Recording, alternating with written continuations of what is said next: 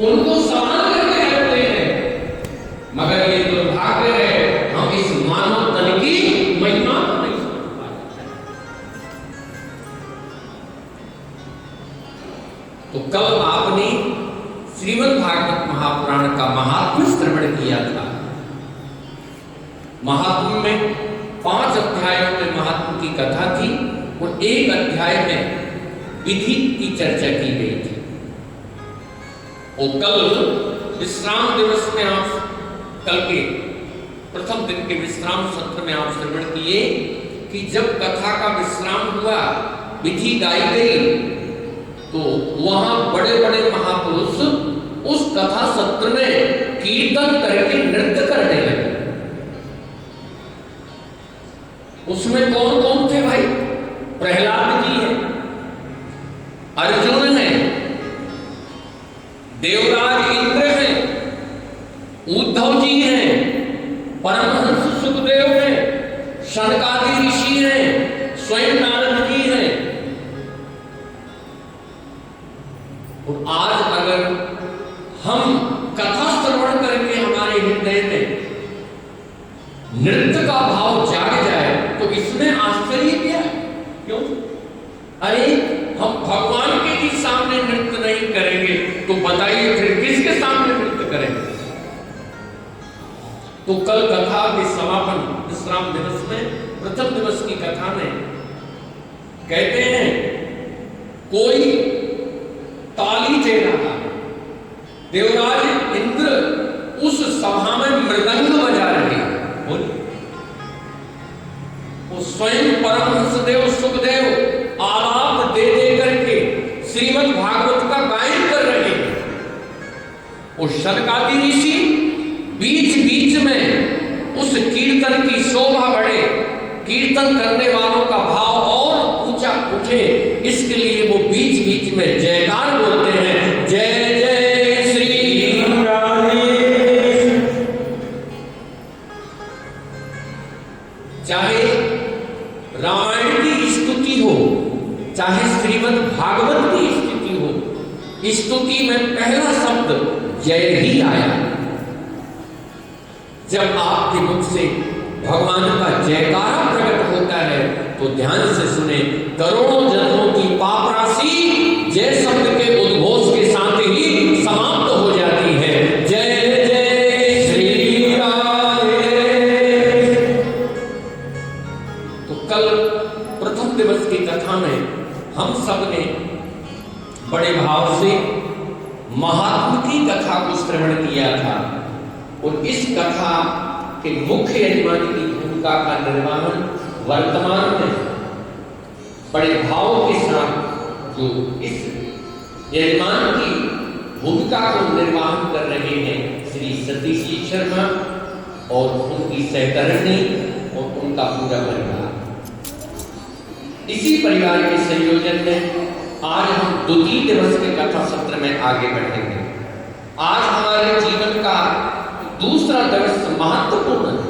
देखिए बड़ी विनम्रता से कहूं, दिन की उस समय की महिमा शर्मा जी जब बढ़ जाती है जब जीवन में सत्संग होता है। इस राष्ट्र की सेवा करने वाले सत्संग चालक श्री रज्जू भैया जी, आपको निवेदन तो अंत समय उन्होंने हमारे महाराज श्री के सतगुरुदेव भगवान, हमारी परंपरा के भागवत की परंपरा के आचार्य प्रभुदत्त ब्रह्मचारी जी महाराज से बद्रीनाथ में रज्जू भैया जी ने मुख्य यजमान बोलिए, उनसे बड़ा राष्ट्रभक्त कौन रहा? क्यों? उनके रंग रंग में राष्ट्रभक्ति भरी हुई थी। ध्यान से सुने, राष्ट्रभक्ति ही राम की भक्ति कर सकता है। जिसने राष्ट्र में भगवान का दर्शन किया है वही तो भगवान की भक्ति करे। हमारे राजेंद्र शर्मा जी अपने बड़े भ्राता के संदर्भ में रास्ते में हम लोग चर्चा कर रहे हैं कि महाराज जी इतनी उम्र में भी भाई साहब सक्रिय रहते, 24 घंटे राष्ट्र की सेवा सेवा में लगे रहते। तो मैंने निवेदन किया, सच्चा राष्ट्रभक्त ही राम का भक्त हो सकता। जिसने राष्ट्र की भक्ति नहीं, जिसने परिवार को अभी नहीं जोड़ा, जिसने अपने परिवार को अभी नहीं समझा, क्योंकि वो उस परम पिता परमात्मा को कैसे समझे। आपके बड़े भ्राता के हृदय में राष्ट्र ही अपना एक बड़ा परिवार है। वो एक ऐसे क्षेत्र में उन्होंने सेवा की है, इसलिए प्रत्येक सत्संग चालक के सदस्य का जो स्वयं सेवक संस्था से जुड़ता है, संघ से, उसका जीवन राष्ट्र के लिए समर्पित होता है और उसके लिए राष्ट्र ही परमात्मा का एक रूप होता है।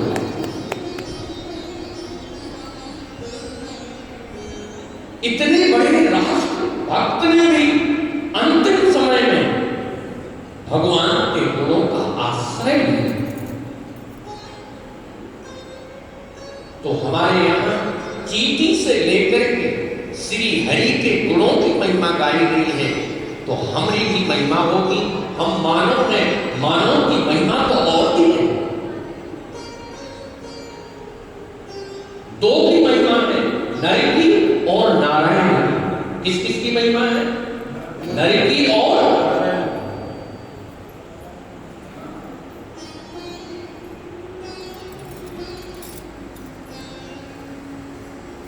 नर्तन सम नहीं करे हुते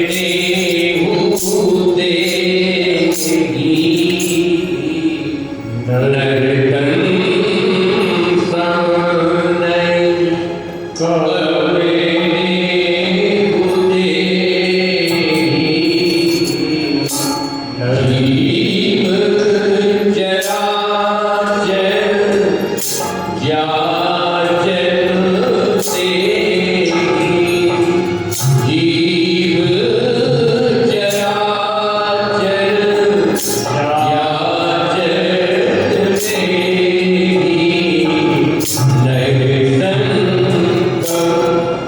नहीं करे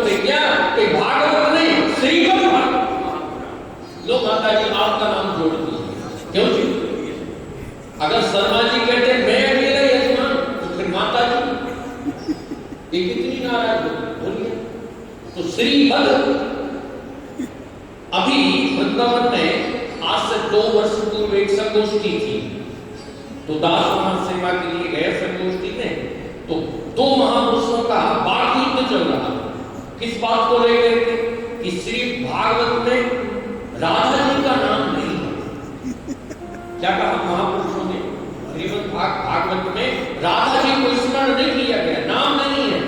मैंने कहा गुरु भगवान आप दोनों महापुरुष, जिस ग्रंथ का ही नाम श्रीमद् भागवत है, उस श्री का अर्थ राधा जी होता है, तो ये तो अक्षर अक्षर में श्री जी बैठी हुई है, आप कहां श्री जी को ढूंढ रहे हो?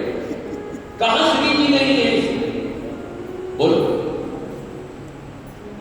मैंने कहा दो महापुरुषों के युद्ध में तीसरा मैं बैठ गया।